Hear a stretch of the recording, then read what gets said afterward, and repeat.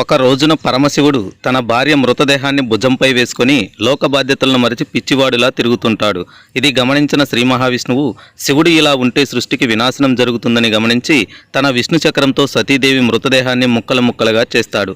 ఆ ముక్కలు భూమిపై ఒక్కో ప్రదేశంలో పడతాయి. ఆ పడిన ప్రదేశాలనే శక్తిపీఠాలు అంటారు. ఆ ముక్కలలోని భాగమే సృష్టికి మూలం, జన్మకు కారణమైన సతీదేవి యోని భాగం అస్సాంలోని నీరాచలం అనే కొండ మీద పడుతుంది. అప్పటి నుండి ఆ కొండపై సతీదేవి యోనిని పూజిస్తారు. అంతేకాదు ఇక్కడే పరమేశ్వరుడు కొలువై ఉన్నాడని భక్తుల ప్రగాఢ విశ్వాసం. అయితే ఈ వీడియోలో సతీదేవి ఎందుకు మరణిస్తుంది, శ్రీ మహావిష్ణువు ఎందుకు శివుని భార్యను ముక్కలు ముక్కలుగా ఖండిస్తాడు, ఆ దేవాలయపు చరిత్ర ఏమిటి అనే ఆసక్తికర విషయాలు తెలుసుకుందాం. అష్టాదశ శక్తిపీఠాలలో వెలిసిన అద్భుతమైన శక్తివంతమైన క్షేత్రం కామాఖ్యాదేవి ఆలయం. ఈ దేవాలయం అస్సాం రాష్ట్రంలోని బ్రహ్మపుత్ర నది ఒడ్డున గౌహతికి సమీపంలో నీరాచలం అనే కొండపై ఈ పుణ్యక్షేత్రం వెలిసింది. ఇక్కడ వెలిసిన అమ్మవారిని కామాఖ్య అని, కామరూపిణి అని, బైరాగ రూపం అని పిలుస్తారు. అసలు కామం అన్నా కామరూపిణి అన్నా అనుకున్న సమయంలో అనుకున్న క్షణాన తన రూపాన్ని మార్పు చేసుకోగలదు అని అర్థం. అలా తన రూపాన్ని మార్చుకోగల శక్తిగల దేవతే కామరూపిణి అయింది.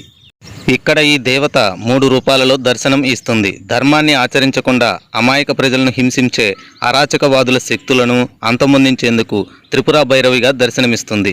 ఈ సమయంలో అమ్మవారి రూపం ఉగ్ర రూపంగా ఉంటుంది. ఆ రూపాన్ని సాక్షాత్తు ఆ పరమశివుడు కూడా చూడలేడు. ఈ విధంగా వివిధ రూపాలతో దర్శనమిచ్చి భక్తులకు చేరువై భక్తుల కోరికలు తీర్చే కల్పవల్లిగా ప్రసిద్ధి చెందింది. అయితే ఇక్కడ ప్రధాన విషయం, అమ్మవారి విగ్రహానికి పూజలు చేయరు. సతీదేవి యోని పూజ జరుగుతుంది. అసలు యోనికి పూజలు చేయటం ఏమిటి, ఎందుకు అలా చేస్తారు అనే ఒక పురాణ కథను ఇప్పుడు తెలుసుకుందాం. సతీదేవుని తండ్రి దక్ష ప్రజాపతి. ఈయన తన ఇంట్లో యజ్ఞం చేస్తుంటాడు. ఆ యజ్ఞానికి కూతురిని, అల్లుడిని పిలవడు. అయినా తండ్రి మమకారంతో ఆ యజ్ఞానికి శివుడి మాట లెక్క చేయక వెళుతుంది. ఆ సమయంలో తన తండ్రి పిలవకుండా ఎలా వస్తావు అని అవమానిస్తాడు. ఆ అవమానాన్ని తట్టుకోలేక అగ్నిప్రవేశం చేసి తన ప్రాణం తీసుకుంటుంది. విషయం తెలుసుకున్న పరమశివుడు యజ్ఞాన్ని భగ్నం చేసేందుకు వీరభద్రుణ్ణి సృష్టించి పంపుతాడు. అంతేకాదు ముల్లోకాలు దద్దరిల్లేలా శివతాండవం చేస్తాడు. దీన్ని చూసిన దేవతలే భయభ్రాంతులకు గురి అవుతారు.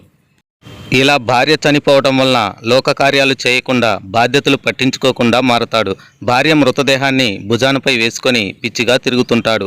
అప్పుడు ఆ శ్రీ మహావిష్ణువు పరమేశ్వరుడు ఇలా ఉంటే సృష్టికి చాలా నష్టం కలుగుతుంది అని సతీదేవి మృతదేహాన్ని తన విష్ణు చక్రంతో ముక్కలు ముక్కలుగా ఖండిస్తాడు.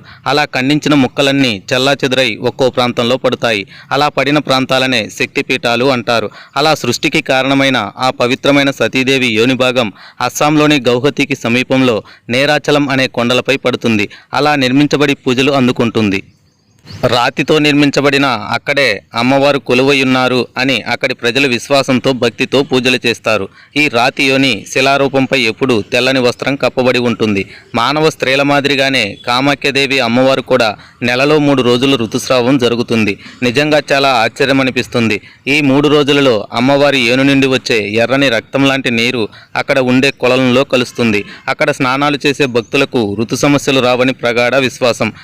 ఈ ప్రత్యేకమైన 3 రోజులలో ఆలయం మూసి ఉంచుతారు. ఆ సమయంలో అక్కడికి వెళ్ళడానికి చాలామంది భయపడతారు. తర్వాత 4వ రోజు పెద్ద ఎత్తులో పూజలు నిర్వహించి వేల మంది భక్తుల సమక్షంలో గుడి తలుపులు తెరుస్తారు. ఫ్రెండ్స్, ఈ వీడియో కేవలం అమ్మవారి శక్తి గురించి తెలియడానికి మాత్రమే చేయబడింది. అద్భుతం కదా ఫ్రెండ్స్.